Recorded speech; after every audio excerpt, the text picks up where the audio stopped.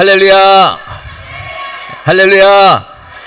예, 하나님의 크신 사랑과 은혜, 그리고 그분의 위로와 평안과 능력이 그 어느 때보다도 감사하는 마음으로 이곳에 모여 함께 예배드린 여러분과 여러분 가정, 그 속해 있는 기업 위에 오늘도 차고 넘치시기를 먼저 예수님의 이름으로 축원합니다. 상당히 지금 걱정이 돼요. 걱정이. 우리 주일학교 학생들이 시간이 다 된 것 같아요. 집중할 수 있는 시간이 다 된 것 같아서 좀 걱정이 돼요. 걱정이. 자, 주일학교 학생들 앞에 보세요. 앞에 보세요. 우리 한번 옆에 분들과 이렇게 한번 인사합시다. 감사하며 삽시다. 자, 한 번 더 인사할 텐데요. 뭐라고 인사하시냐면 살짝 인상을 찡그리시면서 감사할 형편이 아닙니다.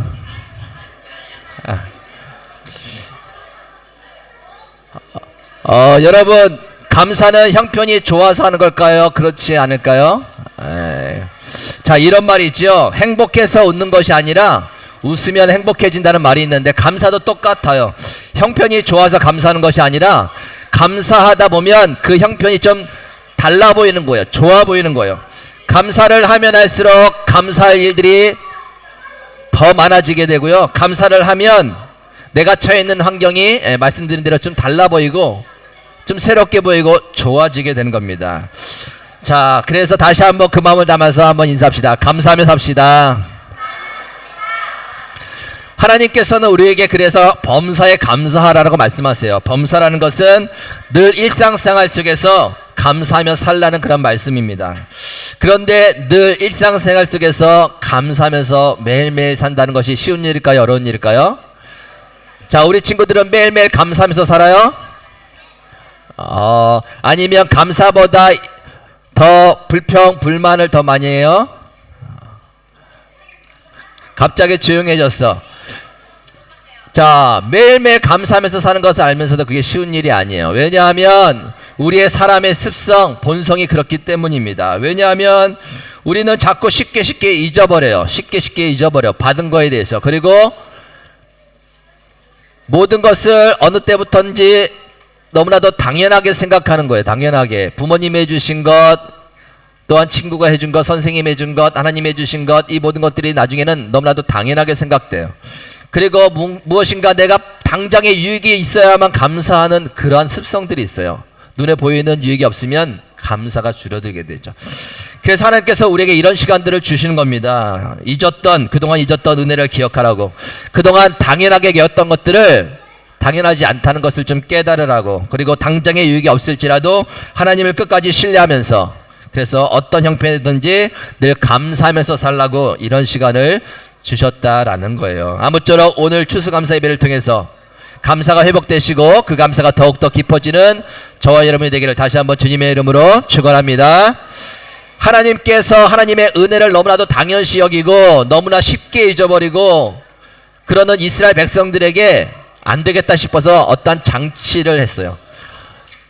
그 장치가 뭐냐면 바로 절기라는 건데, 야, 1년에 3차례 이런 절기를 꼭 지켜야 돼 라고 말씀하신 게 있어요. 그래서 세 개의 절기가 뭐냐면, 자, 첫 번째는 6월절이라는 절기예요. 6월절이라는 절기. 6월절이라는 절기는 무엇을 기억해야 되냐면 하나님께서 우리를 구원해 주셨습니다라는 걸 기억하는 절기예요. 애굽에서 종살이 하다가 너무 힘들었었는데, 자, 그들을 구원해 주기 위해서 여러 가지 재앙을 주셨는데 마지막 재앙이 장자가 죽는 거예요. 그런데 문 옆에다가 양의 피를 바르면 와, 그냥 넘어가 줄 거야. 구원해 줄 거야. 그 일들을 경험하게 해주시고 애굽에서 구원해 주셨어요. 그래서 그 후에도 계속해서 유월절을 지키면서 하나님이 어떻게 구원해 주셨는지 그 은혜를 잊지 말라고 가르쳐 주신 거예요. 자, 두 번째 절기는 뭐냐면 오순절이에요. 오순절. 77절이라고 말하는데 이 절기는 뭐냐면 열심히 땀 흘리고 노력해서 이제 무엇인가 심고 거뒀어요. 그 곡물을 하나님께 가장 먼저 첫 열매를 하나님께 드리는 절기가 바로 오순절이었어요. 77절이라고도 말해요. 그래서 그것은 무엇을 기억하냐면, 자, 이 모든 것들이 하나님께서 주신 거야. 그것들을 기억해야 돼. 잊지 마. 그래서 하나님께 감사하면서 살아야 돼. 그 절기를 지키면서 기억하게 만든 거예요. 또 세 번째 또한 중요한 절기가 뭐냐면 초막절이에요. 초막절. 이것은 장막절이라고 하는데 이스라엘 백성들이 어디서 생활을 많이 했냐면 광야에서 많이 생활했어요. 자, 우리 친구들 광야에는 물이 있을까요? 없을까요? 먹을 게 있을까 없을까요? 자, 광야는 추울까요? 더울까요? 낮에는 엄청 덥고 밤에는 엄청 추운 곳이야. 이스라엘 백성들이 그곳에서 살면서 어디서 살았냐면 초막을 짓고 장막 안에서 살았는데, 그 장막 생활하면서 하나님이 물도 없고 먹을 것도 없는 곳에서, 그리고 춥고 더운 곳에서, 위협이 있는 곳에서 어떻게 하나님께서 지켜주셨는지, 어떻게 해서 하나님 보호해 주셨고 인도해 주셨는지를 절대 잊지 마 하고 하나님께서 정해주신 절기가 바로 초막절, 장막절이었어요.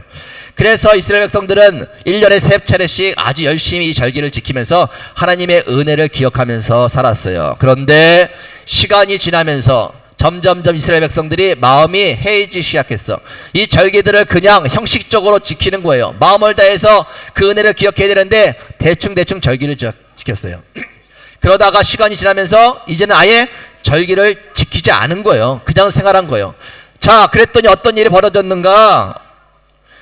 어떤 일이 벌어졌냐면, 자, 그 이스라엘 백성들 그 마음속에 생각 속에 이제 안 좋은 것들이 다 들어가는 거예요. 막 들어가는 거예요. 그러면서 들어간 게 나오는데 뭐로 나오냐면 불평하고 원망하고 그리고 서로 미워하고 다투고 이런 것들이 막 드러나는 거예요.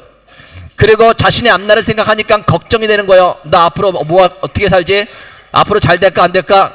염려하고 근심하고 걱정하는 이러한 일들만 가득하게 생기는 거예요. 그리고 하나님만 잘 섬겨야 되는데 우상을 섬기면서 하나님 쪽에 한번 갔다가 우상 쪽에 갔다가 왔다 갔다 하면서 그렇게 복잡하게 생활한 거예요. 한마디로 말해서 그들의 마음과 생각이 복잡해진 거예요. 단순하고 깨끗하게 정리가 되어 있는 것이 아니라 그들의 마음과 생각이 늘 정함이 없어요. 혼란스러워요. 그리고 더러운 영적인 쓰레기들로 가득 차게 되었다는 거예요. 자, 그런데 우리도 마찬가지. 하나님의 은혜를 잊어버리고 감사를 놓치게 되면 어떤 일이 벌어지냐면 우리의 마음과 생각이 복잡해지게 되어 있어요. 영적인 쓰레기들이 들어오게 되어 있어요.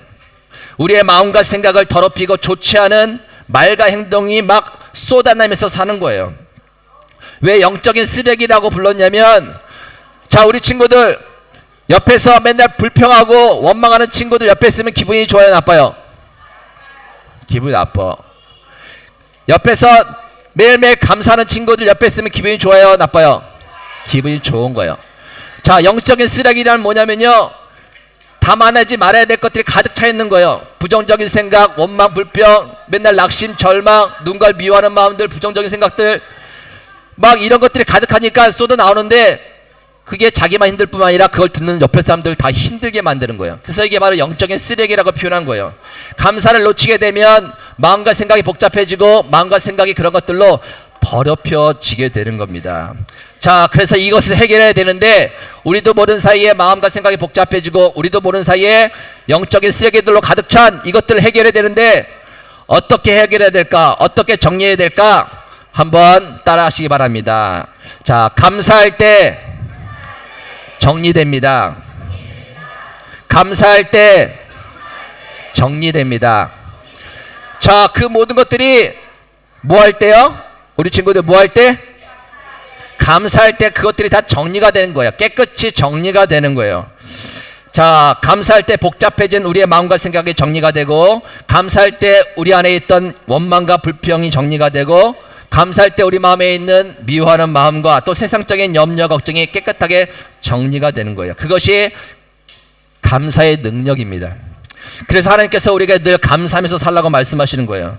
오늘 우리에게 주신 본문 말씀도 바로 그런 의미가 담겨 있는 건데, 우리 본문 말씀 한번 다시 한번 읽어볼까요? 큰 목소리로 시작. 아무것도 염려하지 말고 다만 모든 일에 기도와 간구로 너희 구할 것을 감사함으로 하나님께 아뢰라. 그리하면 모든 지각에 뛰어난 하나님의 평강이 그리스도 예수 안에서 너희 마음과 생각을 지키시리라. 아멘. 자, 감사하면 하나님 무엇을 지켜주신다고 말해요? 너희의 무엇과 무엇을 지키시리라? 마음과 생각을. 너희가 감사하면 내가 돈을 많이 줄 거야.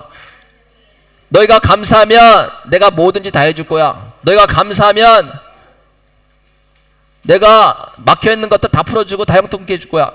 자, 그렇게 말씀하신 게 아니라요, 너희들이 감사하면 너희의 마음과 생각을 내가 지켜줄 거야, 그렇게 말씀하세요. 왜요? 우리의 마음과 생각이 복잡해지고 우리의 마음과 생각이 영적인 쓰레기들로 가득 차게 되면 아무리 형편이 좋고 아무리 환경이 좋고 아무리 조건 모든 것을 갖고 있어도요, 늘 불평하고 늘 원망하고 늘 염려하고 늘 걱정하게 되어 있는 거예요. 늘 실망하고요, 끊임없이 더러운 것을 쏟아내면서 살 수밖에 없다라는 거예요. 여러분, 낙심이란 말 들어봤어요? 낙심? 낙심하지 마세요 할 때 낙심 들어봤어요? 낙심은 뭐냐면 마음이 땅에 떨어지는 거예요. 떨어질랑 마음 심자, 마음이 땅에 떨어지는 거예요.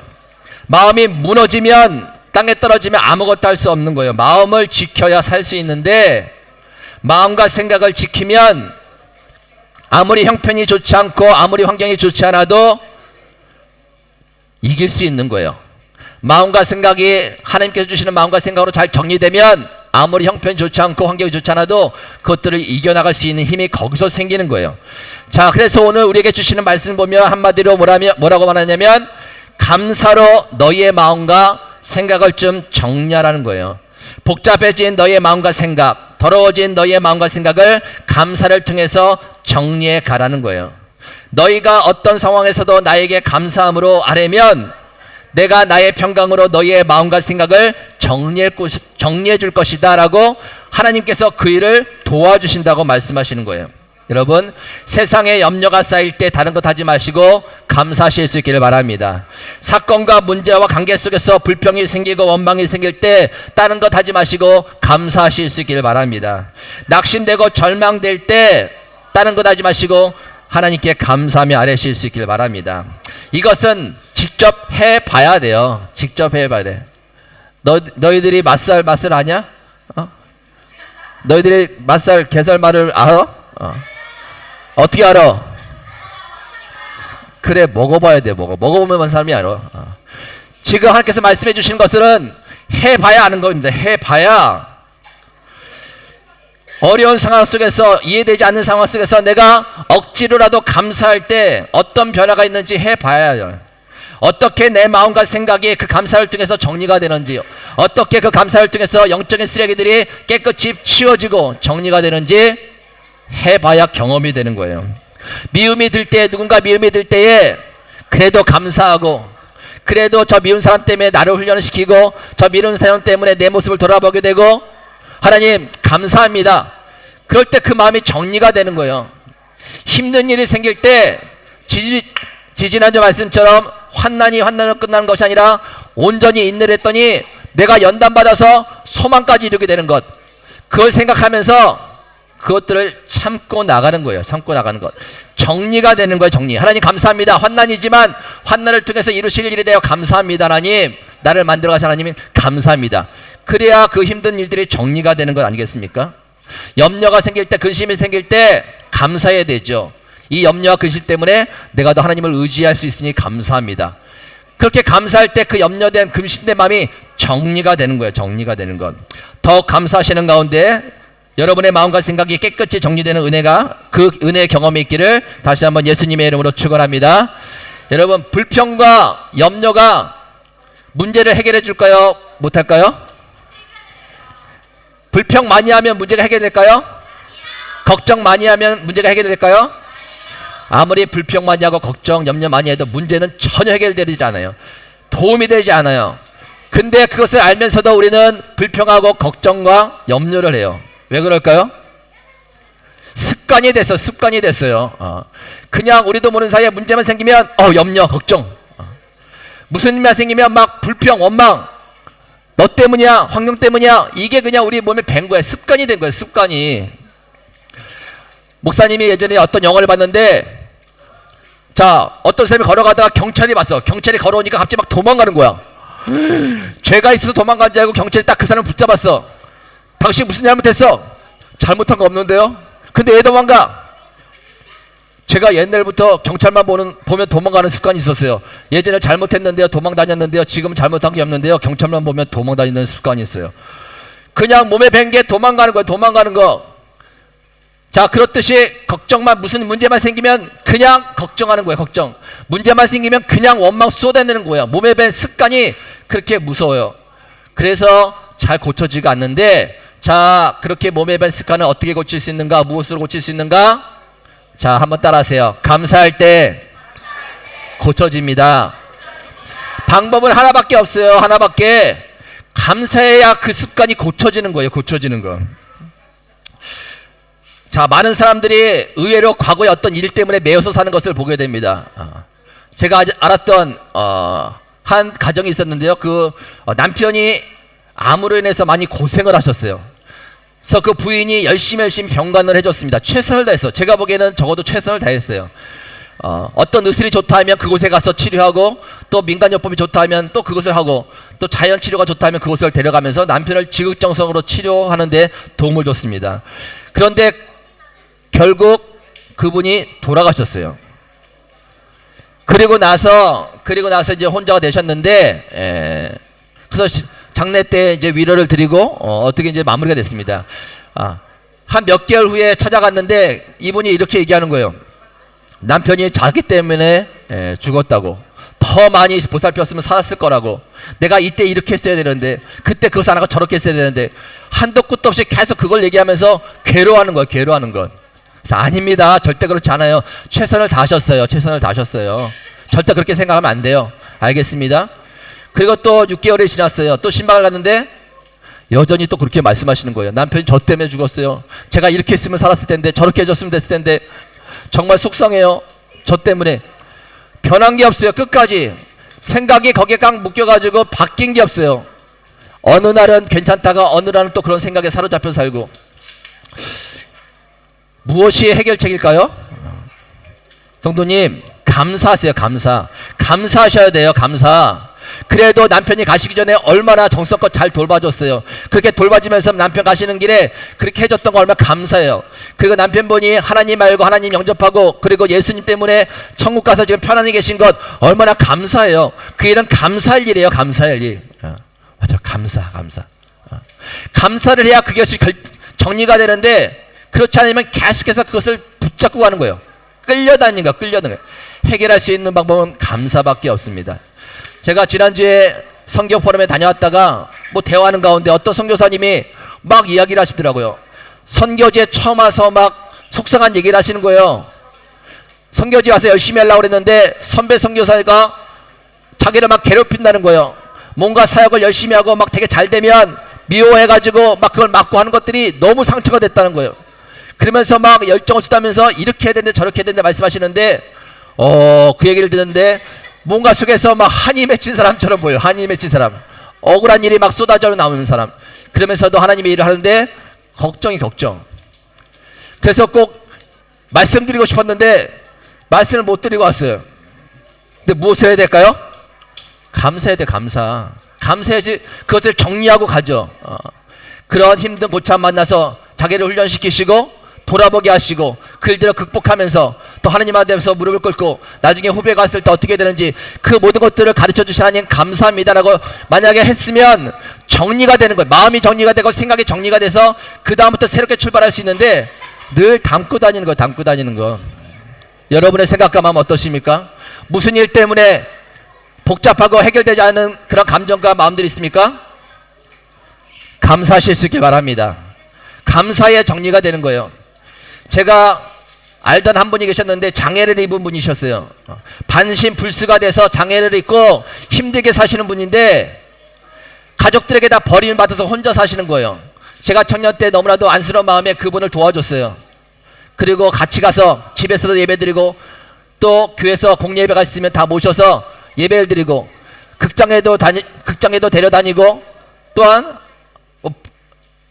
식당에도 같이 다니면서 여러 곳 다니면서 정성을 쏟았는데 나중에 그분이 어떻게 되셨냐면 스스로 목숨을 끊으신 거예요.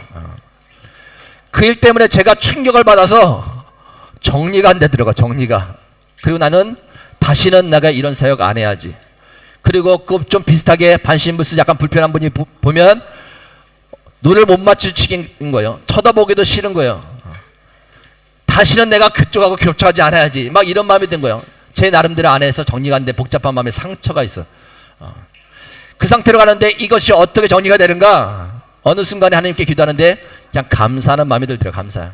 그래도 그런 분 모시고 내가 섬길 수 있었던 거 감사하고, 그걸 통해서 내가 그분의 아픔과 힘든 일들, 그와 같은 형편에 있는 분들의 처지를 알게 돼서 감사하고, 날마다 기회가 있는 것이 아니라 스스로 목숨을 끊을 그때가 오기 전까지 내가 더 최선을 다하겠다는 것들을 배운 것에 대해서 감사하는 마음, 이런 마음이 드니까 이제 마음과 생각이 정리가 되는 거예요. 정리가. 그러니까 새 마음이 들고 다시 그런 부분들을 바라보면서 살아갈 수 있는 그런 힘이 거기서부터 생기더라고요. 여러분, 감사밖에 없어요. 여러분들의 복잡해진 그 마음과 생각들을 깨끗이 정리하는 것, 영적인 쓰레기들로 가득 찬 것들을 깨끗이 치료하는 것, 치워버리는 것, 그 길은 감사밖에 없다라는 것입니다. 혹이라도 또 어느새 내 안에 불평과 원망이 생긴다, 또 근심과 걱정이 생긴다, 누구한가 미워하는 마음이 생긴다, 세상과 타협하고 싶은 마음이 생긴다, 무엇을 놓치는 것이냐면 감사를 놓친 거예요. 감사하면 그것들이 해결됩니다. 우리 옆에 분에게 함께 이렇게 인사하시기 바랍니다. 감사로 정리합시다.